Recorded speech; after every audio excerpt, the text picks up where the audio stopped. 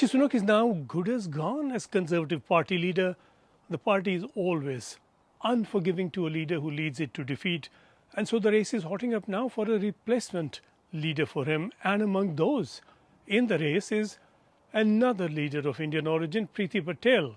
She was Home Secretary earlier in the government of Boris Johnson, and she was also in David Cameron's cabinet before that. She's been minister for a while, a serious high flyer within the Conservative Party, even if the present odds seem stacked against her as far as the bookies read it.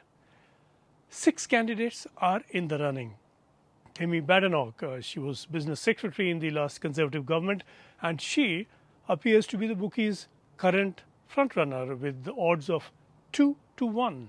Next, Robert Jenrick, former immigration minister, and he seems next placed in that bookies queue. And of the rest, Tom Tugendhat stands at current odds of 4-1, James Cleverly at 5-1, Priti Patel is 12-1 currently, and then we have Mel Stride at 33-1.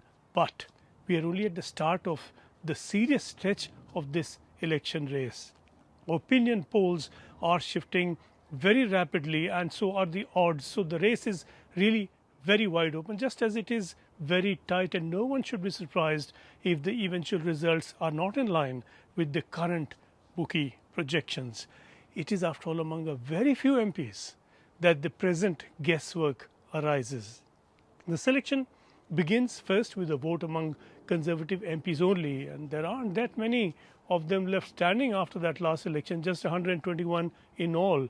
Each of these 6 candidates needed votes of 10 supporting MPs, and so that accounts for 60 commitments, at least 60 first commitments already. That does not leave many others for any candidate to campaign amongst, and just a handful of votes among these MPs this way and that could knock the odds about quite wildly.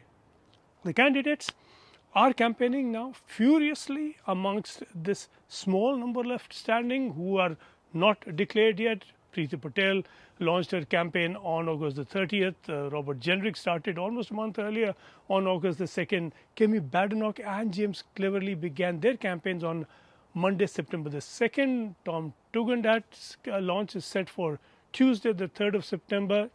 Stride has planned his launch for yet later. But really, the campaign is now finally on the move. The first vote will come on September the 4th, the second on September the 5th, and then on the next lot on September 10th and 11th, by which time 2 of these 6 candidates are expected to be knocked out, or so the plan goes. That would then leave 4 to face the party at its annual conference.